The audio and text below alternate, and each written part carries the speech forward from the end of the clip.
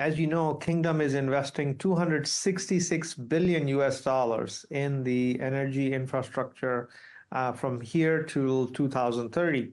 And this problem of energy transition and building energy infrastructure for the future needs is a global issue. And every day, the grid capacity is falling short of what is needed to support AI, and some of the infrastructure investment is running behind. Typically, globally, energy infrastructure investment is in low single digit, 2 to 4%. Now, as we do clean energy transition, the grid investment needs to be in 12 to 29%, depending on the country. So it's a huge and global opportunity, and that gap is here before the AI workload picks up. So it's a great opportunity. Now, let's talk about AI infrastructure. Now, AI is the power requirements from AI is going to go up 200 plus times in next 5 years. What that tells you that more and more AI applications are going to be in use to serve us in the way we live, learn, interact, work. So all of the things are changing.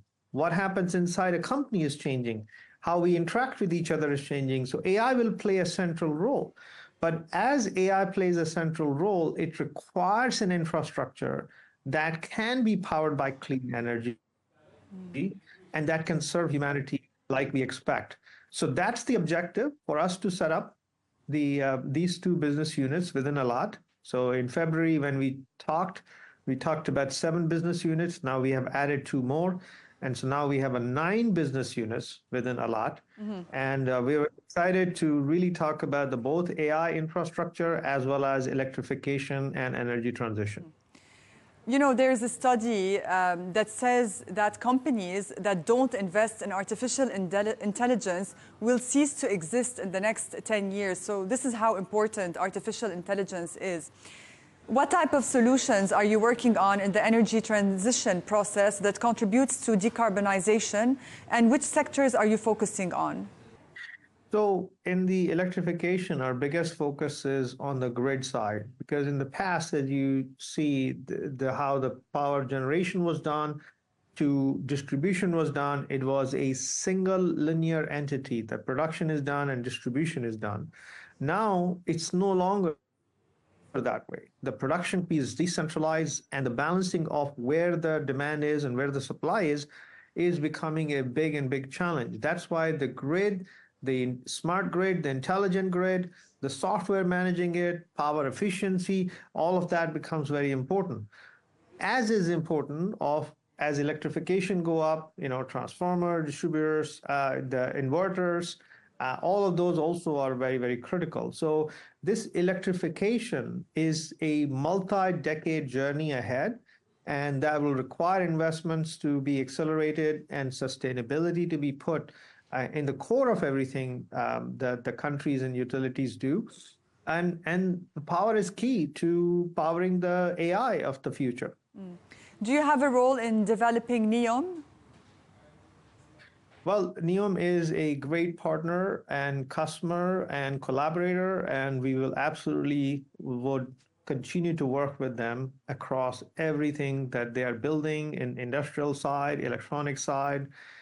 So we are much more focused on industry, manufacturing, and that has a very good synergy opportunities with Neom across the board. Which markets are you targeting? So as we discussed, we are looking at the world-class global partners to be collaborating with, which will help us serve the kingdom with a world-class manufacturing, with a global scale. And those assets, we are always wanting to make sure they're part of the global supply chain. So our operations in kingdom will serve the global operation of a company that we are partnering with. That is our core focus. And we think that EMEA, even the GCC, North Africa, in the whole of Africa are huge opportunities because we have the assets, the distance to be able to support them very well. But our focus is not limited by just those geographies. It is focused on the global supply chain. Partnerships with which companies and based where? So in February, we announced four deals. One was from Japan, one China, one US, one Saudi Arabia, and we are hoping and wanting to sort of come back to you in near future to talk about the next set of partners that we are bringing within Alat family. In which country, future partnerships, or with which companies, the future ones? So the way we look at it is we don't start from the geographical strategy. We look at the category strategy. As you know, we have 34 categories, 9 business unit. We look for the best partner in each of the category driven by the strategy that we have built. And based on that, we select the partner, and the country is not the first objective. Objective is finding the right partner against our category strategy. What's the current capital of the company, and are there plans to increase it in the future? Also, let's talk about the balance sheet size of the company. Let's talk about assets, debt, liquidity. Yeah, so we are, as you know, not a revenue-generating entity today, but by end of the year we will be, and at that time we can share those details. We were given the first check by PIF, which was, under the leadership of His Royal Highness Crown Prince, who is the chairman of our board.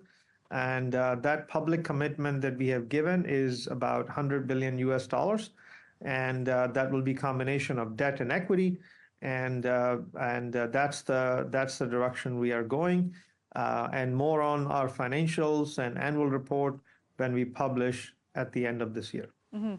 You have allocated 375 billion riyals then to invest in 9 business units that you mentioned, focused on sustainable technology manufacturing by 2030.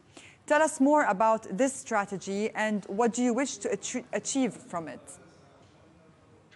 Well, the strategy is this. The global supply chains are moving, and they're looking for additional geographies where the global supply chain can be housed, so they can get the resilience, and that's a first direction. Second one is everyone is looking to power their operations through clean energy. And third, AI is changing everything that they're doing. So they want to integrate AI into their product, their operations, their processes. And finally, the innovation need to be accelerated. And the strategy is focused on basically 3 things. One, as I mentioned, from a category strategy, we have a category strategy for each of our category. We select the right partner, we engage with them and see what sort of transformation journey they want to be on. And we want to accelerate that. We want to partner so they benefit. And the way we benefit is by bringing world-class manufacturing infrastructure in Kingdom that is of global scale, that is world-class, and that is exporting, and where supply chain is localized. And that's the direction we benefit. And finally, the way the world benefits is more and more operation. If that is powered by clean energy, it will benefit the whole world, and we will be a force for good. And Kingdom will play at the global stage. Time for us to play on the global stage in solving these issues from a decarbonizing manufacturing, bringing supply chain that is resilient, accelerating AI and innovation, all of these things that we can do, and that makes us a global player around manufacturing, supply chain, and everything around infrastructure for the future. Any plans to IPO the company in the future, perhaps? The assets that we engage and partner with, they have full flexibility to IPO in Kingdom and or raise money and differently. So we will continue to give them that flexibility. And today we do not have a definitive date for any of the IPO, but certainly as the things progress, we'll keep you informed. It could be an option then. It is absolutely an option.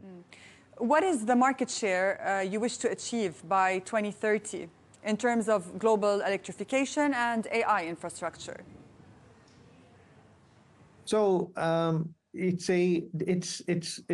our share on a global basis will be driven by two things. One is which is the company that we are partnering with, and two, how much production are we doing in Kingdom? So we clearly want to make sure that any production built units we build has at least 30% export component. So that gives you a size of how we think about this. And depending on the opportunities on a global, which partner we engage with, would give us a global share, but that is hard to see what it will be unless we finalize our partnership with a global partner.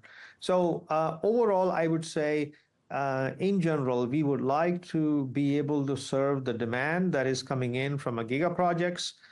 We want to be able to export at least 30% of our production. We want to be able to localize some of the supply chains here and be part of the global supply chain network. And that will give us a substantial GDP benefit as well as employment opportunities in Kingdom. Mm-hmm. Well, last but not least, how will Alat contribute to attracting global investments and developing technologies in the Kingdom, supporting its economy and creating jobs? Yeah, so we are in every partnership we announce, we have an R&D and a research component that we bring to Kingdom. We are continuously looking at opportunities to partner with world-class companies who are innovative. We will bring the talent in initially as from world's best talent. Today, Alat has 30 nationalities in our organization. So we want to bring in the best talent from all over the world and to be able to kickstart our R&D drive, manufacturing drive, supply chain drive, and this strategy has worked in the past, and we believe this is the strategy will work for the Kingdom of Saudi Arabia. We're very excited about the journey ahead, and we're looking forward to coming back with you and sharing our milestones, our successes, and at the same time for Kingdom, we'll create tremendous global pride from product, solution, innovation, and create the employment that is more future ready. We are not creating a low value add employment. We'll be creating, employment that will build the future, make the tomorrow better, which is our tagline as well.